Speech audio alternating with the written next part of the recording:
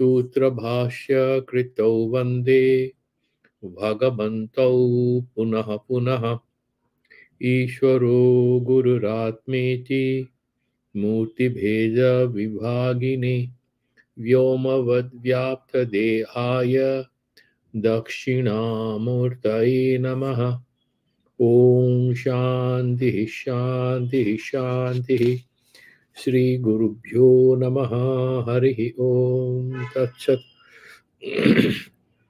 So we had discussed these two critical sutras, the sutra number 11 and 12, Prekshakani Indriyani. When a person becomes that Nartaka Atma, and his Antakarana is the internal mind, the Rangu Antaratma. By Ranga is the Rangamancha, the platform, the Antaratma. So you have Nartaka, he himself is enacting himself, and everything is happening at his subjective plane, like it happens in a kind of a dream state, that we are the creator. That doesn't mean the sadhaka is seeing a dream. The sadhaka is not seeing a dream, but he sort of realizes everything, and everything is playing out, and he is actively participating. He's just not a person who is standing away and witnessing, but he is not affected by anything. So it sort of goes a step further than what we have studied about yoga, or for example in Vedanta, that you would be kind of everywhere, you are nowhere, because you are very detached. But here, in sharp contrast, here he is very much engaged in everything, and yet he is nowhere, he is everywhere, Rango Antaratma. And Prikshakani Indriyani, his own senses, because they are kind of inwardly oriented. In the Kathopanishad, the sentence there, Paranchikhani Vyatranut, because all the gateways of our sense organs are outwardly oriented. So we cannot see inside, except for those few, Kaschid Dhiraha, Abrita Chakshu, Tadaikhyata. He sees that, closing his eyes. That means he withdraws all his senses from an externally oriented state towards an internal orientation. And that is what is mentioning, that Prakhyakani Indriyani, and then Dhivashat Sattva Siddhi. When the mind, general buddhi or intellect is outwardly oriented again. All of our intellect, whether we are analyzing anything abstract, theoretical, or something material, it is always sort of, externally oriented. This particular intellect or the sadhana, there is this mention that you have Ritamvara Pragya.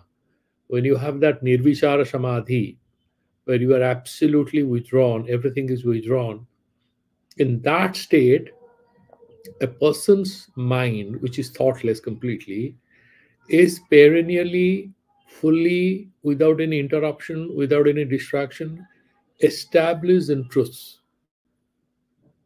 Is embedded in truth. That is that Ritamvara Pragya.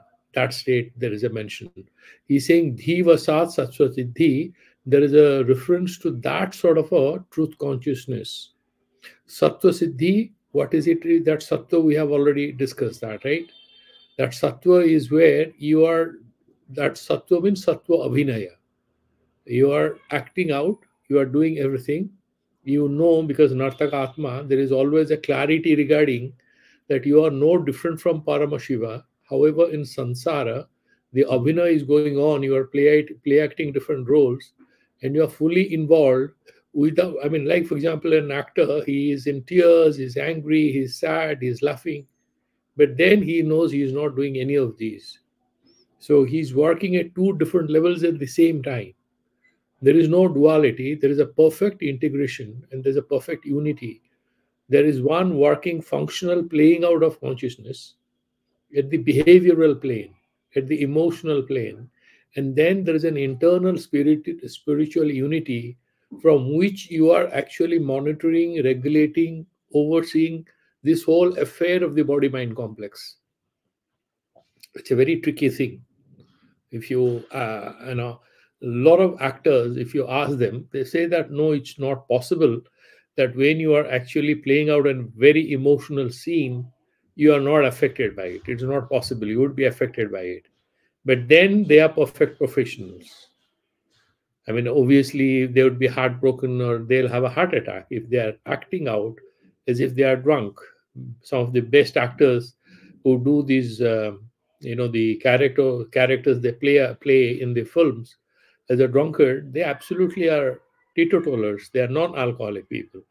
They have nothing to do with alcohol, but they know how to act. Similarly, in samsara, the siddha person is not at all affected by anything.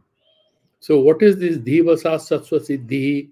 You'll have this question in the mind, and that is what is answered in the sutra number 13 called Siddha Swatantra Bhavaha. That Sattva Siddhi, what is that? What kind of Siddhi is it? Is it in occult powers?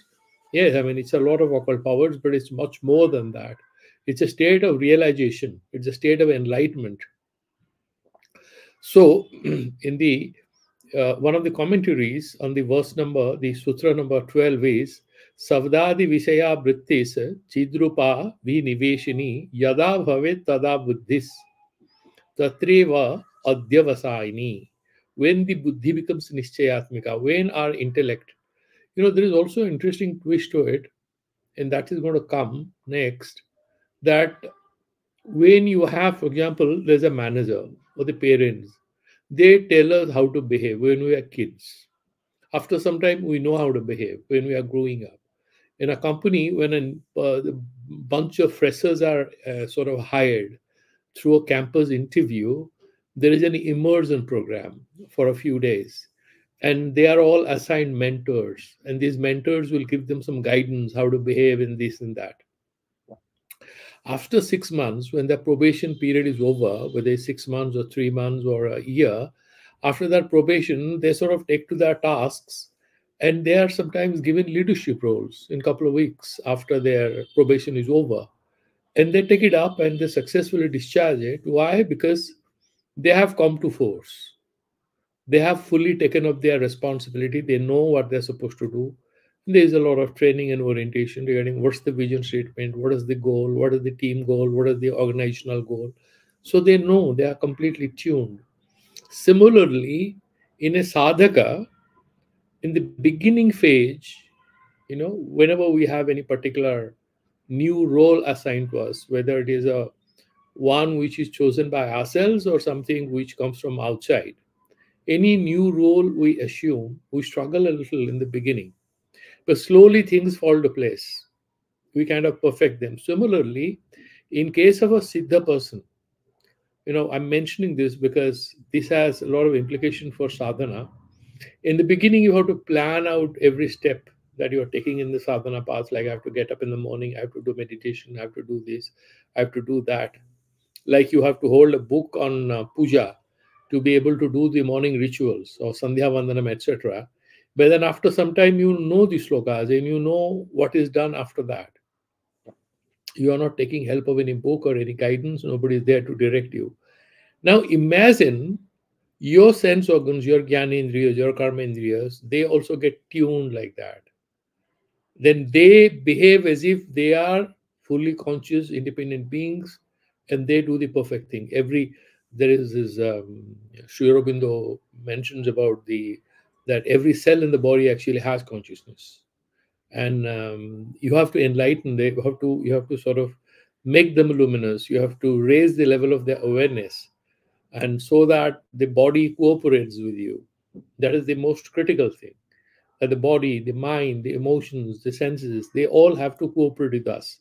First of all, from a Vedantic standpoint, they are not Paramarthika Satya.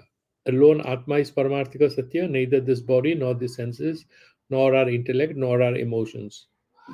Because now they're talking about a holographic reality. Let's imagine this is all a projection. But even if they are real at a very functional, phenomenal plane, any sadhana is going to be possible because we are in the Anava Upaya, in the foundational stage. We have to have some Bheda Buddhi, at least we have to condone some Bheda Buddhi as a condition for our sadhana. Without any Bheda Buddhi, obviously, we will not meditate on God. There is no Dheya, there is no Dhyata, these dualities are gone. We are very advanced.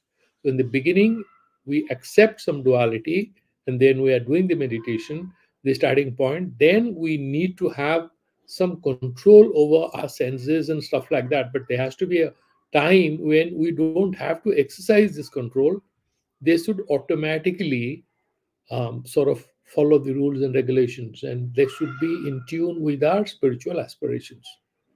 That particular standard, the level when you go, buddhi tatreva adhyavasayini, when it happens, when the buddhi will cooperate with you and will not create any distraction, and it will become a vehicle for your enlightenment. Buddhi will learn how to quickly terminate itself because you are sitting in samadhi. When that happens, he's saying, Savdadi Vishaya Brittis Chidrupa Aviniveshini. Generally, the Savdadi Vishaya, all the external, like, Savda, Sparsha, Rupa, Rasagandha, all the external objects of our Jnana when these Indriyas have identification with Chidrupa, that Shiva Bhava, they identify, they're turning inside.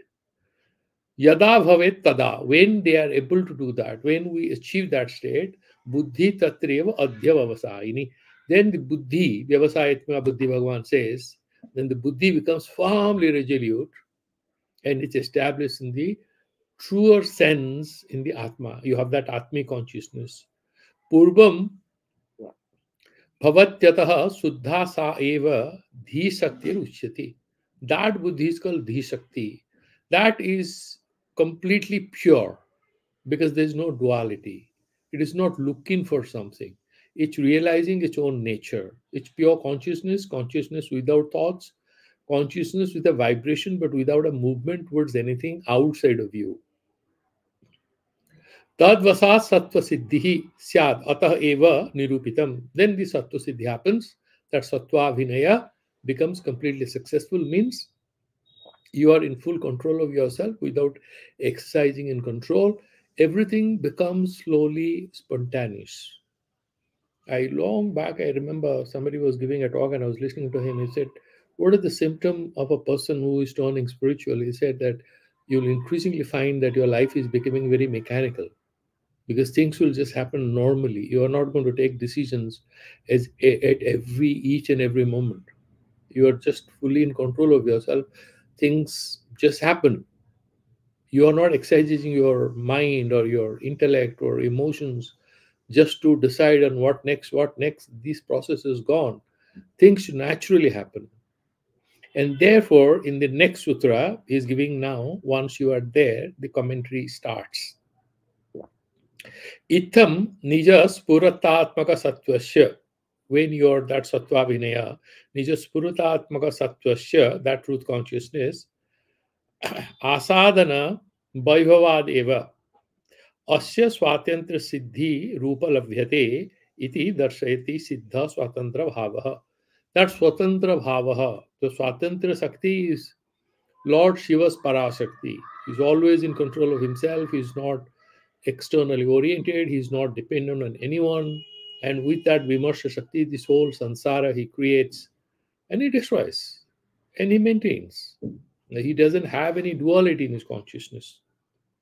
And he's saying, Samagram Jagat idam mriyate, drishyate, prakashyate. This whole sansara which appears, mriyate, drishyate, prakashyate, swavase sthapyate, so asya sahajajnatva kartikvatva lakshana swatantra bhavaha swavasikarana chomo asti.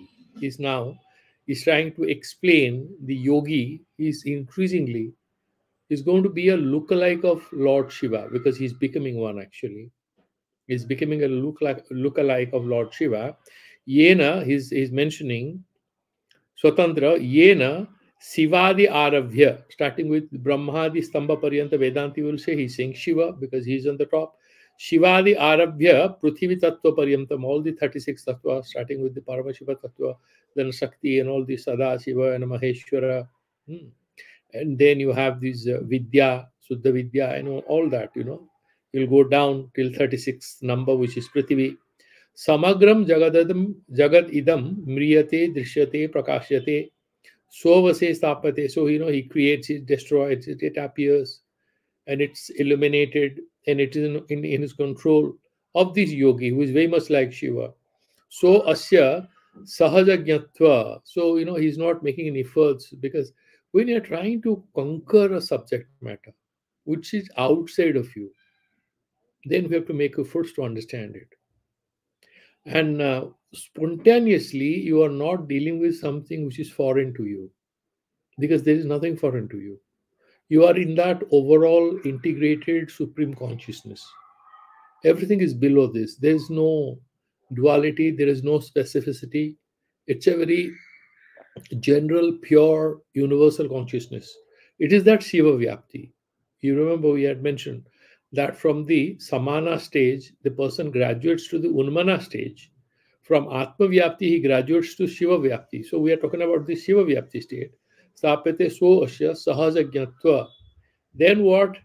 Kartutva lakshana swatantra bhavaha. So it's very simple. Spontaneously his awareness, he's self-aware, spontaneously, not making any efforts. And kartuta, then he controls everything. The jnana sakti and the kriya sakti, both are achieved in the yogi at this stage without any effort. Lakshana swatantra bhavaha swavasikarana khyomasti. And then he controls everything within himself, and it will come in the next verse also outside of himself. Sometimes what happens is that we are trying to control ourselves. Like, Bhagavan explains in the Bhagavad Gita, how do you deal with very hostile atmosphere? He says, yeah, like a tortoise, you withdraw your senses. You know, so you withdraw your senses and you become like a hermit crab. Control yourself. Like in the different kinds of wildlife channels, you see that a lion or a tiger are trying to eat a turtle. They can't do much because it has a hard shell around it. It hides within. Similarly, you take shelter within the guard walls of your viveka. You hide there so that the indriyas cannot do any disturbance, because you are not allowing them to go out to be hunted down by the vishayas, the points of attraction. They trouble us, but you don't allow your senses to go. Then he's saying that's what he's missing. Swavasikarana kshamosti. Yatha, he's giving one example. Why all this is happening is he's saying that when we are touched by that Shiva consciousness through sadhana, whenever we are overwhelmed by that divine consciousness, then there is a quick transformation. When that transformation happens, then we are no more troubled by these distractions. What happens in everyday normal sadhana that we do, we definitely elevate our consciousness a little. And that little elevation helps us deal with the business of the whole day. And we do a little prayer while going to bed, and again next morning we do a bit of meditation. We elevate our consciousness. That gives us great control over many things. So you avoid a lot of conflicts and show of any anger or anything. You can deal with many unexpected, unwanted emergence of certain situations of people. You are able to deal with them with a degree of equanimity because you had done some meditation in the morning or prayer. This guy is not at that stage. He is not elevating to a point. He changes this whole system, his own operating system kind of changes, and therefore he's established as a much higher plane. That's what he's saying. Tatha, he's giving an example. Yatha rasayanika ausadhi dwara. So earlier there was this, this philosopher's stone, and in certain ancient texts, there are certain chemical processes which can convert things into gold. We, of course, know how to convert gold into ash. You just have to put it in mercury and it goes, right? So he says, Paramashiva, he's saying, Rasayanika Ausadi Dwara Swa Sansiddha Vastu Suvarna Rupanam Prapnoti. So there is reference to some chemical process. You had the alchemists working on it. So also in India, there is some science in which how to sort of produce gold was mentioned. That's what he's mentioning. So the way Rasayanika Ausadi Dwara Sansida Vastu Suvarna Rupatam Prapnoti, it becomes golden in color. Ebam. But you can also say that it's kind of purified, the process of metallurgy, you can also say. So when you have metallurgical processes, then what happens? You have iron ore, no, because it's pure steel, it dazzles. Or you have extraction of mica, then it becomes pure, it dazzles. Similarly, you can say that it's some kind of metallurgical process. Suvarna rupadam prapnoti evam parama shiva swarupa visuddha bhavanaya. How does that happen? How does that happen that a person becomes swatantra bhavaha? How he establishes that independence of sovereignty of his will and emotions and everything is at the top of himself. How does that happen? He's saying the chemical process, the metallurgical process that we have to employ is Parama Shiva Swarupa Vishuddha Bhavanaya. What is the pure nature of Parama Shiva? And then when that sort of fructifies in us, when we emulate that consciousness and that consciousness becomes ours, Bhavanaya, Asesa Vishwam Idam Asya Suprabruddha Swatantra Yoginaha Swavasibhutam Bhavati. So, because of this meditation, because of this transformative spiritual meditation, this yogi almost becomes like Paramashiva, and therefore this whole sansara is under his own control. That is what he's explaining. Tatha cha uktam swachanda tantre is quoting from one of the verses. Sarva tatvani bhutani mantra varnascha ye smritaha nityam tasya vasastevai siva bhavanaya sada. Sarva tatvani bhutani mantra varnascha ye smritaha. You remember, we had dealt with it in the first chapter and also the second chapter, that you have these, you have these Sakti Sandhana, you have these Varna, start A and Ha, and then Ka Varga, Ha Varga. Each Varga has one Adhishtatri Devata, one consciousness, one Bija Mantra, all that we have done. And why to master these alphabets? What is the mystery of it? To have a language is to have a world. This whole sansara is impossible without language. If there's no language, there's no universe. Because anything can be described. And now, these language ties us up. Why? It imprisons, cages us. How does that happen? Because we don't understand the secrets. There are two ways to deal with it.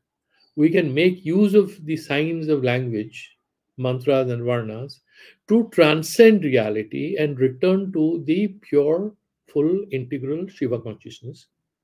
Or at the mantric level, or the ritual level, or at the normal Laukika level, everyday, phenomenal, everyday life, we are caught up in the game of language. Game of language is all about game of diversity, duality, and conflict. And that is what this is me, that is him, she, he, mine, yours, all that we are caught up with it. Therefore, he's saying one by one he's taking Sarva Tattvani. Sarva Tattvas here, as per the commentators, includes all these material objects with which our senses are connecting.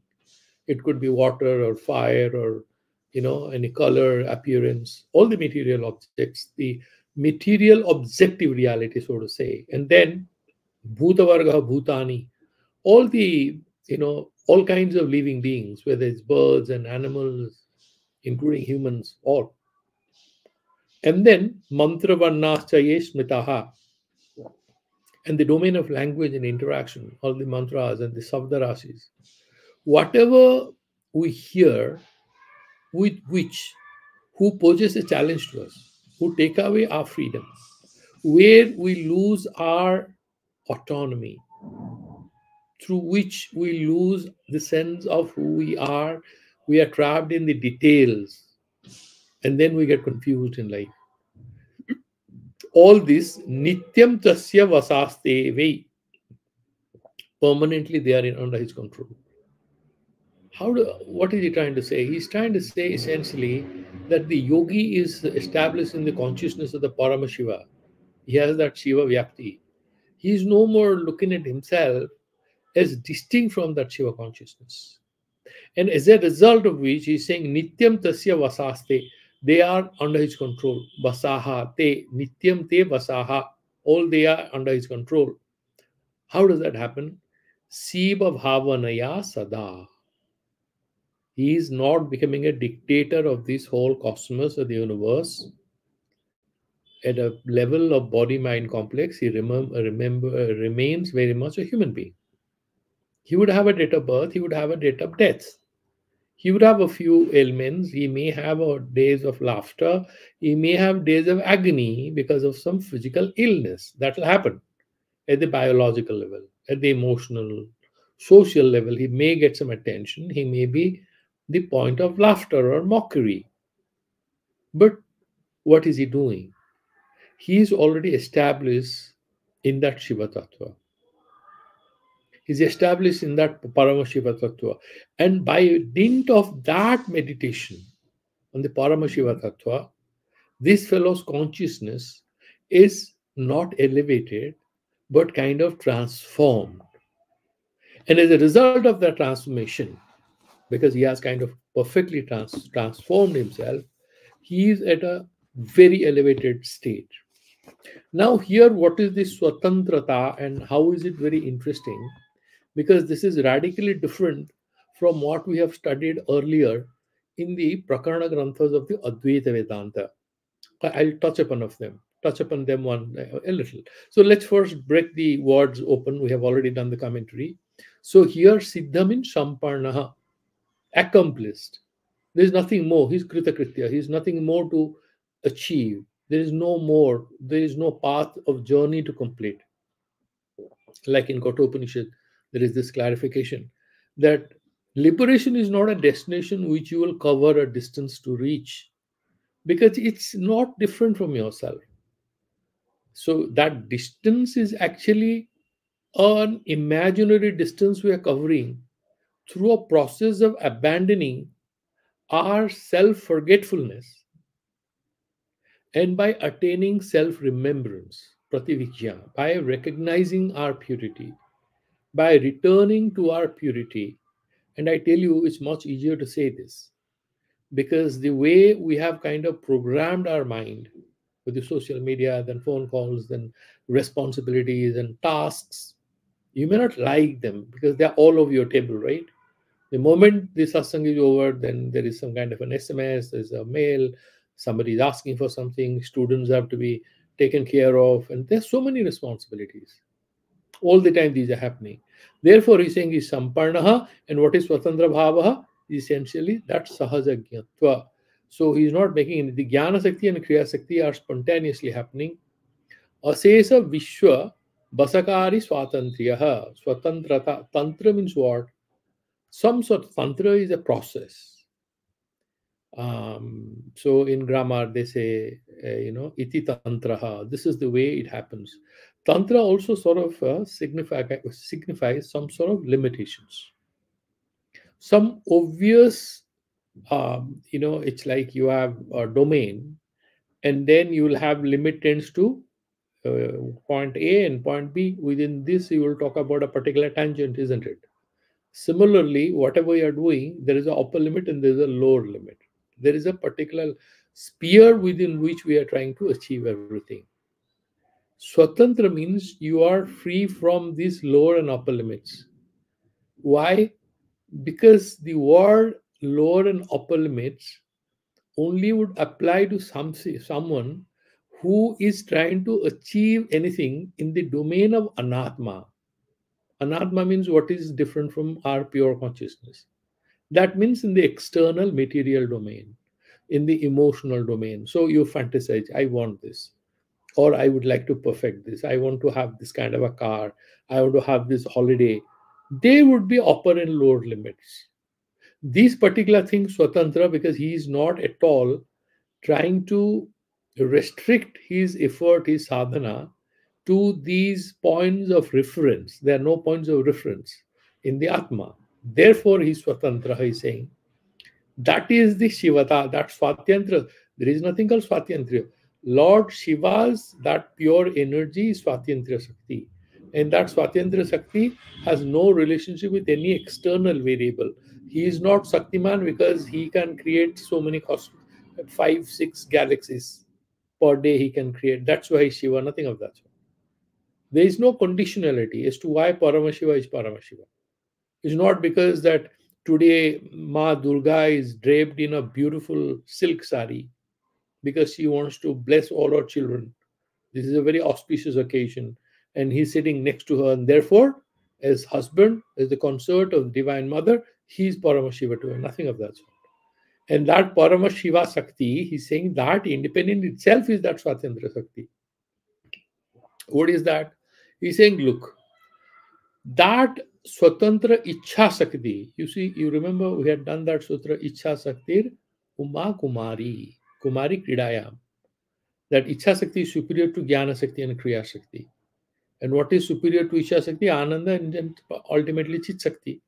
And all this and this Chit, all this is ultimately that Chitti becomes Chit with some contours developing. That's what he's saying. That Swatantra Ichha Sakti, that Ichha Sakti is its sovereignty. That it's its autonomy, supreme autonomy. The moment we use the word autonomy, we always have some reference in our mind. Autonomous from what? Autonomous of what? Autonomous to do what? To achieve what? No, not that sense. It's supreme sovereignty. Again, in sovereignty, you have a reference which is outside, from which it is free. But here, whatever is outside, whatever is referred to the domain of limitation is imaginary. Remember, Brahma Satya, Jagan Mithya. Jagat in Mithya means there is a Jagat which is false, so means there is something other than Brahma. No, nothing like that. Only Brahman is real. The rest of it is appearing. Therefore, in order to nullify this and return our consciousness, our attention to that Parama Tattva, we say Brahma Satya Jagan Mithya. This is in order to help our mind understand this deep secret of our existence and our truths. Similarly, that Swatantra Sakti is nothing. That is that supreme willpower, supreme Ichha Sakti of Paramashiva. Sahaja, Sahaja Gyatva Kartukatva Atmakam Asesha Vishwa Basakari Swatantriam. That's what he's saying. Sarai Swatantra Sakti Swam Sa Sri Kali Parakala. That Swatantra Sakti is what is referred to, that Parasakti. Ma Kali is Parasakti. Why is she called Parasakti? Because she feeds all the children, she maintains all the children, she fulfills, she sustains, she destroys. So he's saying she herself, Sri Kali Para Kala. Now, Kala word can have a lot of meaning again. It's a very interesting word. Huh? If you look at that Kala word, there are 4-5 meanings. So Kalani, because you are sort of calculating in that sense also, you can say Kalayati, for example, you are calculating. But no, there are different ways in which this is referred to as.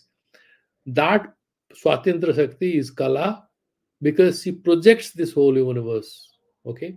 Because she kind of projects Kalayati.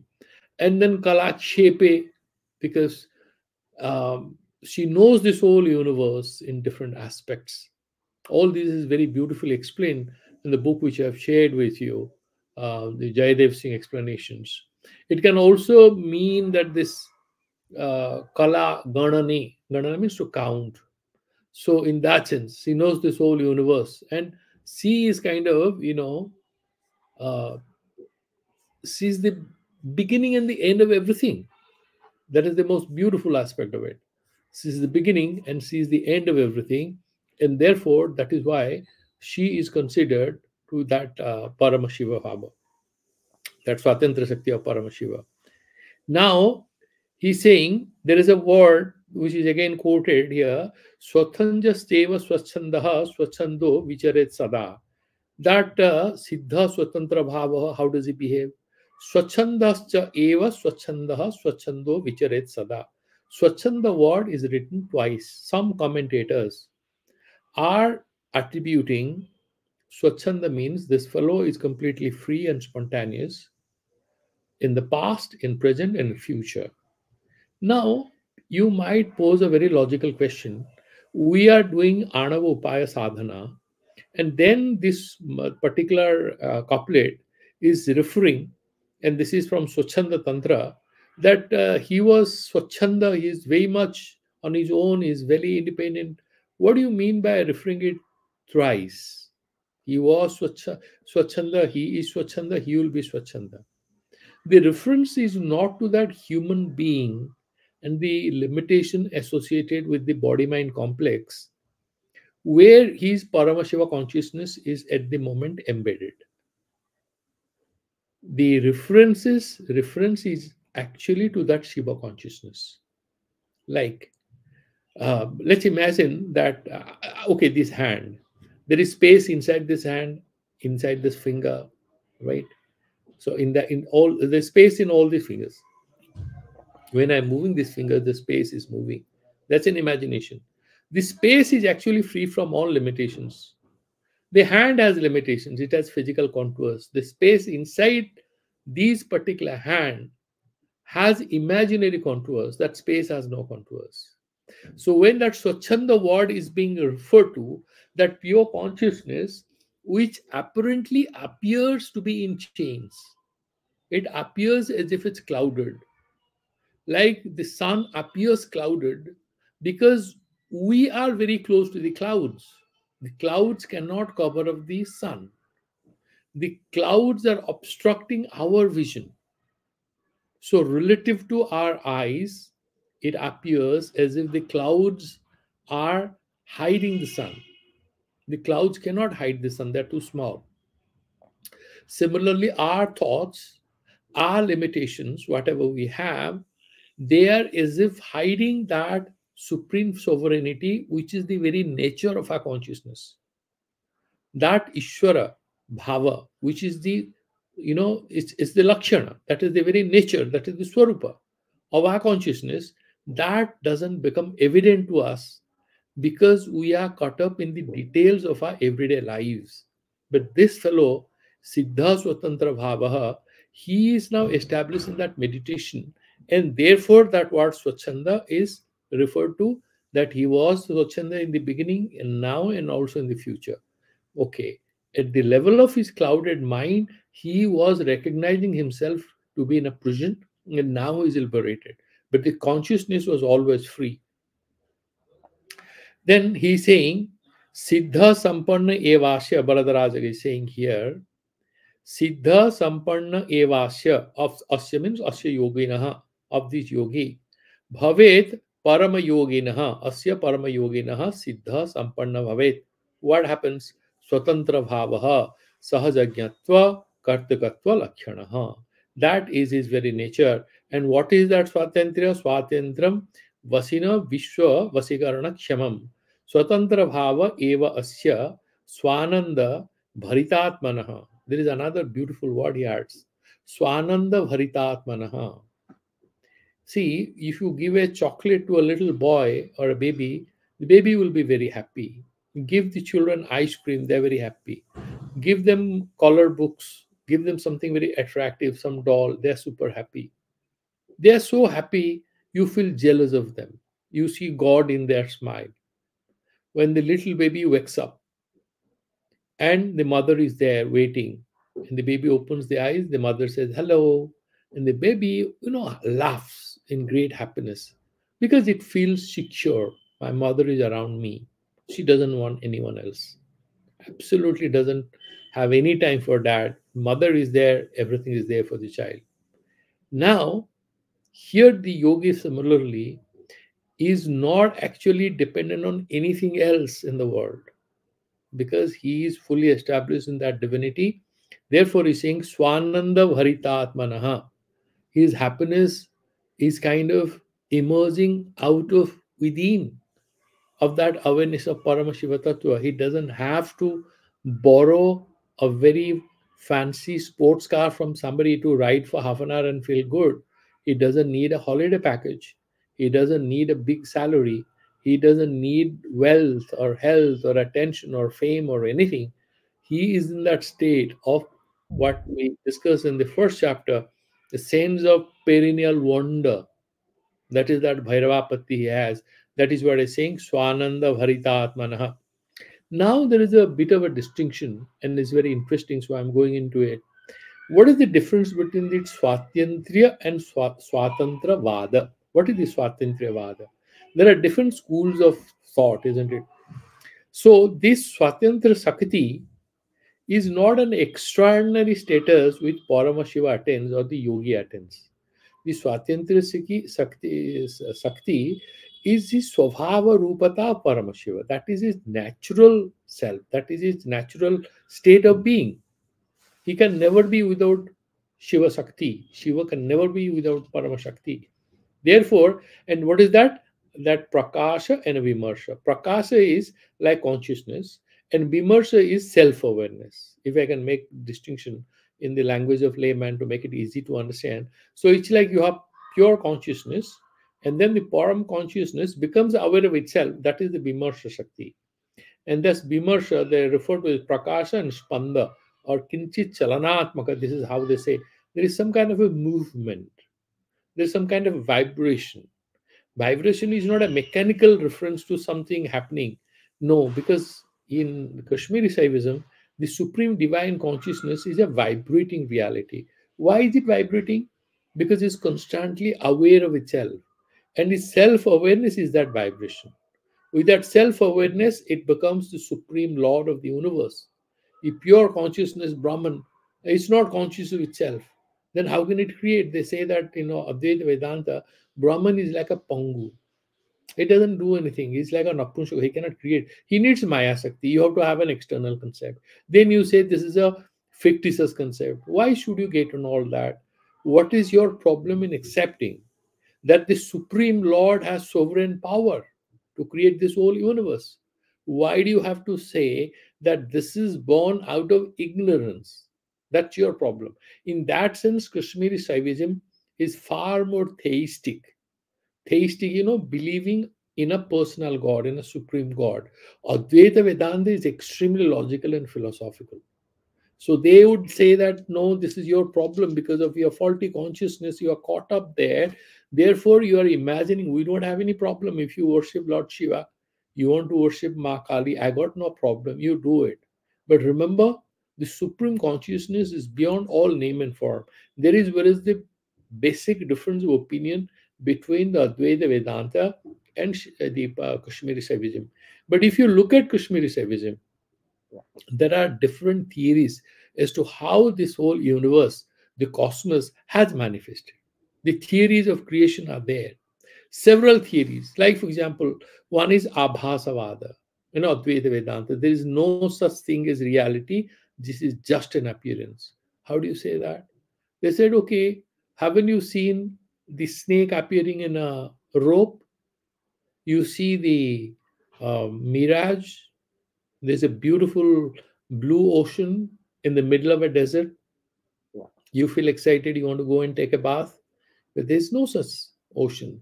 There are a lot of things. The color of the sky is blue. There's nothing called blue sky, but it appears blue. Similarly, this whole sansara appears in a certain form as if this is real, but this is only abhasa. There will be another school of thought in Advaita Vedanta, which is called Pratibimbavada. Pratibimbavada is like one sun is reflecting in 1,000 pots, and then you have green water, blue water, red water, then you have a pinky sun and a greeny sun and a yellowish sun, Jalachandravata. Like you have one moon reflected in 1,000 moons. So they are trying to explain how we all individuals have independent personalities. We are talking about our own abhimana, our all different atmas. Then you have janma mrityu, papa punya. We are going up, coming down. All these will become very difficult to explain without some explanation as to how the individual souls have some reality about them. Why do you say just an appearance? So therefore, you have Pratibimbavada.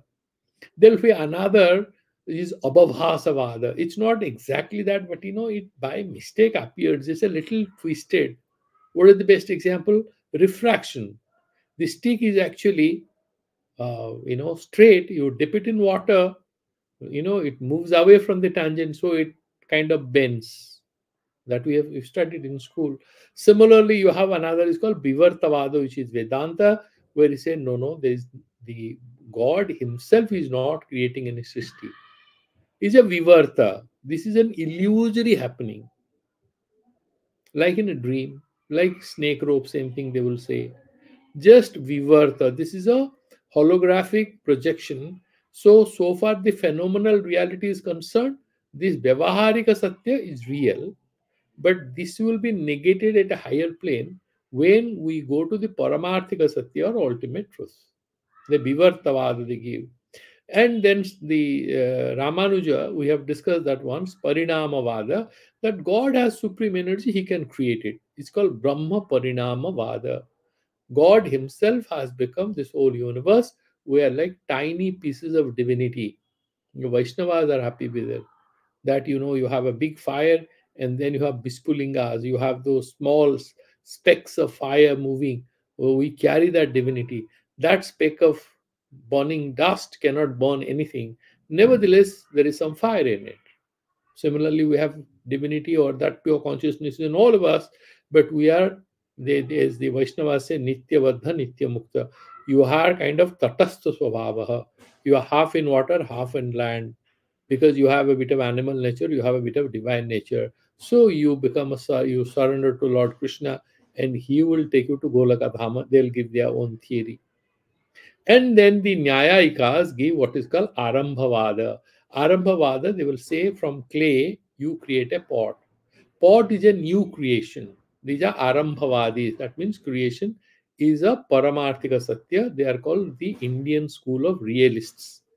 Like all scientists, they also believe that yes, the natural evolution of this reality, God has created it, but this creation is not a joke. Actually, this has been created.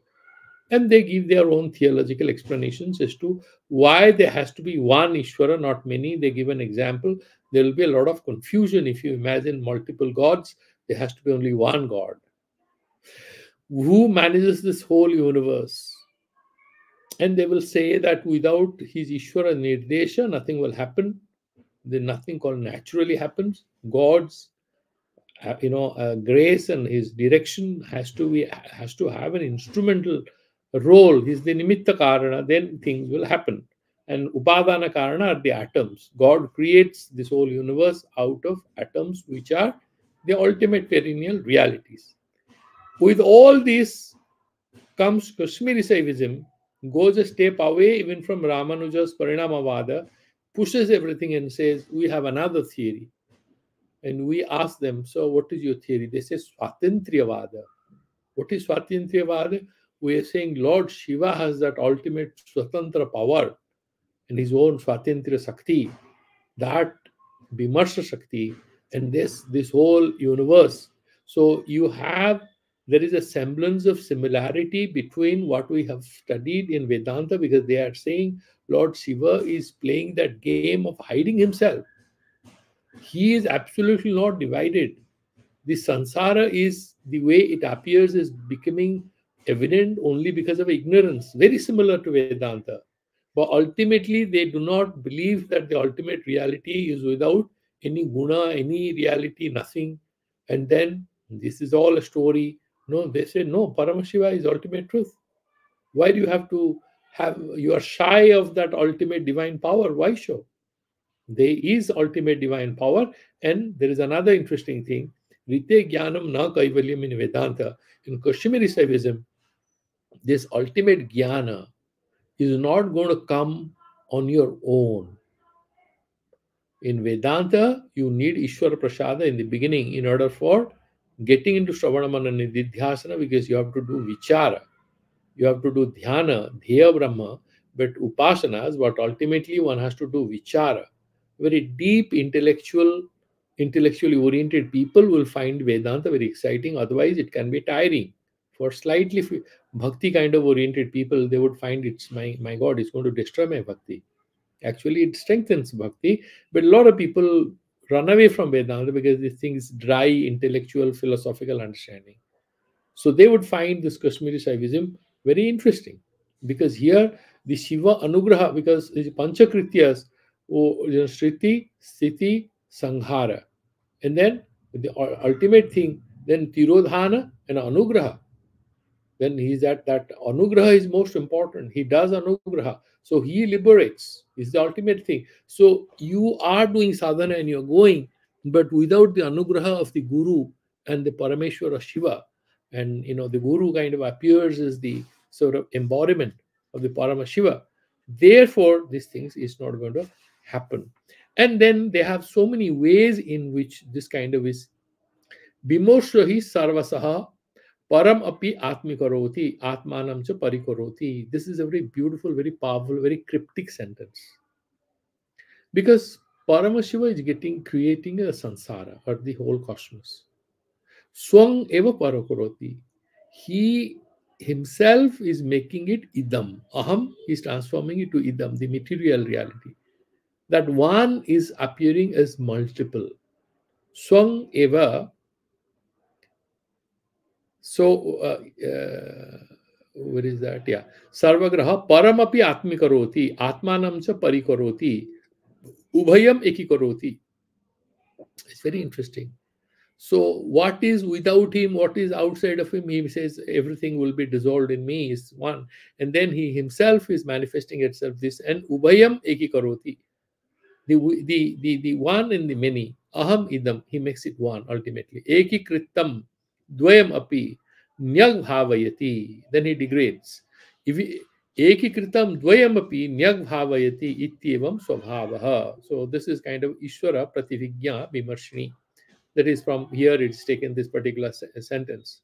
So swatantra iti tasya ichha sakti swatantra sanchita. That ichha sakti of Parameshwara is what is called Swatendra Shakti. And when you say Siddha Swatantra Bhavaha, that means this particular yogi now has ascended to that level where he is now able to experience that Swatantra Bhavaha.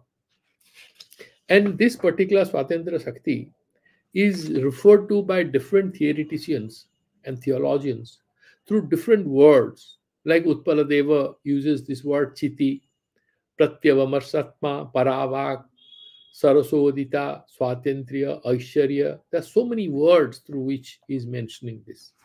Now, the next mantra is very simple. It'll take a couple of minutes and then we can do a little more when we are meeting again. So, in the verse number 14 now, he's only extending this sutra called Siddha Swatantra Bhavaha. He's saying Yatha Tatra Tathanyatra. Yatha Tatra Swa-Atmani. The way the Siddha, the Samadhi, you remember Sthita Prajnasya Ka Bhasha, Arjuna asked Bhagavan, Arjuna asked Bhagavan in the chapter 2nd. So how the Sthita Prajna is sort of, how he gets into Samadhi, how he wakes up, how does he interact with others, this question he asked. Here he is explaining Yatha Tatra Tathanyatra. The way he controls all his senses when he is in Samadhi, everything is in a state of perfection. Interestingly, we wakes up from Samadhi because, as I told you in Kashmir Saivism, they all the time say that you have to connect with reality and be there. It's not a philosophy of complete withdrawal and running into the forests. So, Yatha Tatra Tathanyatra, that essentially is mentioning that because he has that Swatantra Shakti, the Swatantra Shakti Samparna, that particular yogi, the way that Siddha Swabhava is evident in his own nature, in his own internal behavior, same way it's also evident in his external behavior. And generally, to make it very simple, so if you are meditating, you need a quiet room. There are a few external variables and internal variables. When we say these variables have these values, like there is no noise, family members are cooperative, my spouse is encouraging, and then all these variables are there, then you do sadhana or siddhi, then it will be successful. Otherwise, it's not going to be successful. Children are not disturbing. So these are the variables with value X, Y, Z, whatever. Now, this Siddha Swatantra Bhava, this yogi, these variables lose their meaning for him. He becomes inside out. He is not somebody who will behave like a turtle because the atmosphere is hostile. Wherever he goes, whatever he does, wherever he is, because he is staying in that Shiva consciousness, everything adjusts with him. He doesn't adjust with anyone. He, in a way, has enormous occult powers at that level, not only to control his external and internal variables, Earlier, we had done that sutra. Like, for example, a person, he may not have that physical strength, but with tremendous willpower, he's able to achieve it. Similarly, this yogi, even though he may have a very body mind complex with a few limitations, he is able to achieve this high degree of spiritual enlightenment. We had done that earlier. So that is what is being kind of expanded upon here. He's saying yatha tatra tatha anyatra. That means he not only can have a very evident influence on the external and internal variables because he has broken free from all limitations. He holds the special privilege of sometimes being able to influence external variables, including others' consciousness. A lot of people have experienced it. A lot of people used to go and ask these our great guru who passed away a few years back, 1986. He passed away, I suppose. What's his name? Jiddu Krishnamurti. A lot of people used to go and ask, "Are you trying to hypnotize us? Why do I feel so good?" But there are quite a few people, yogis, who do their sadhanas. They carry that energy that they are able to sort of, uh, they kind of infect others in a positive way. Their truth, their spirituality, their truth consciousness is very infectious. Their presence is transformative. They may not be doing anything.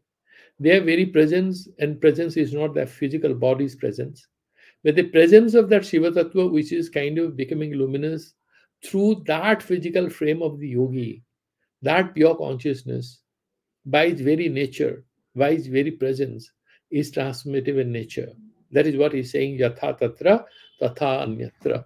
So this is way I'm giving sort of rest to my words. If you have any one or two questions, we have 1 or 2 minutes. We will look at the additional commentaries next time. Any questions? Any doubts? Anyone has? Okay. No. So we will do the Santi mantras. Om Purnamadaha Purnamidam Purnat Purnamudachyate Purnasya Purnamadaya Purnameva Vasishyate. Om Shanti Shanti Shanti. Sri Gurubhyo Namaha Hari Om Tat Sat. Thank you.